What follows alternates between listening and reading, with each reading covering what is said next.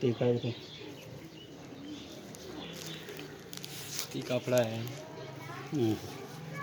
आमने मुँह कर रहे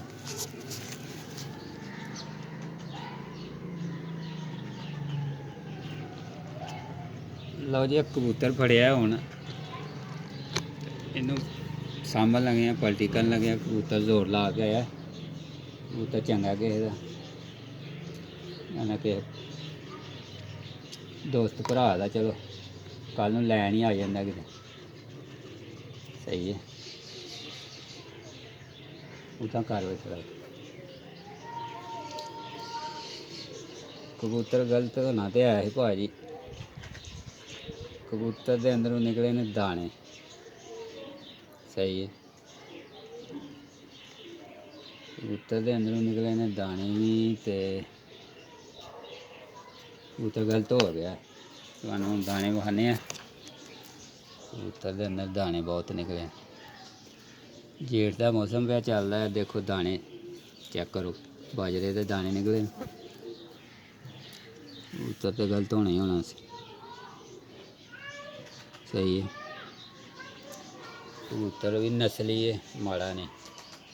ਸਿਰ ਦਾਣੇ ਦੀ ਵਜ੍ਹਾ ਤੋਂ ਕਬੂਤਰ ਆਊਟ ਹੋ ਕੇ ਡੇ ਪਿਆ।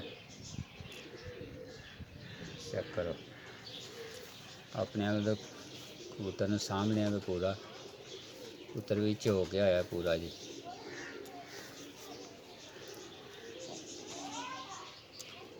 ਚੋਇਆ ਕਬੂਤਰ ਨਸਲੀ ਕਬੂਤਰ ਹੈ। ਤੇ ਜ਼ਿਆਦਾ ਕਮੈਂਟ ਕਰਕੇ ਦੱਸਿਓ। ਇਹ ਚੀਜ਼ ਜਿਹੜੀ ਹੈ ਨਾ, ਇਹਦਾ ਖਿਆਲ ਕਰੋ, ਪਰਹੇਜ਼ ਕਰੋ। ਦੇਖੋ ਦਾਣਾ ਕਿੰਨਾ ਇਹਦੇ ਅੰਦਰ। ਕਬੂਤਰ ਕੀ ਕਰੇ।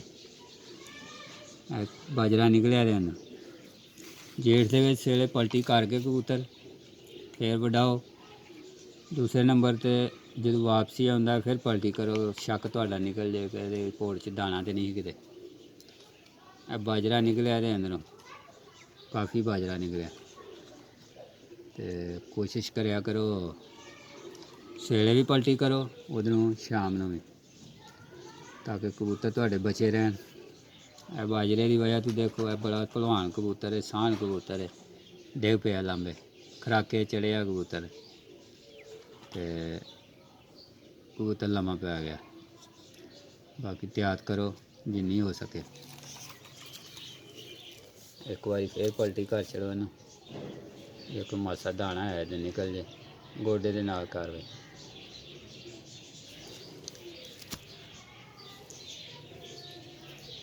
ਬਾਜਰਾ ਇਹ ਵੀ ਨਿਕਲਦਾ, ਬੜਾ ਬਾਜਰਾ ਜੀ ਇਹਦੇ ਅੰਦਰ।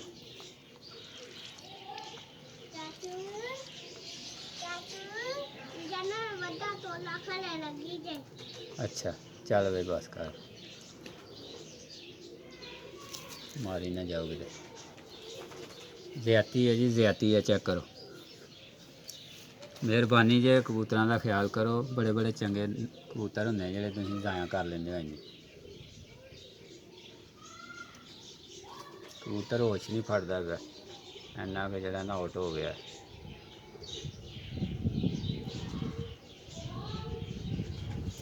ਓਕੇ ਜੀ, ਅੱਲਾ ਹਾਫਿਜ਼।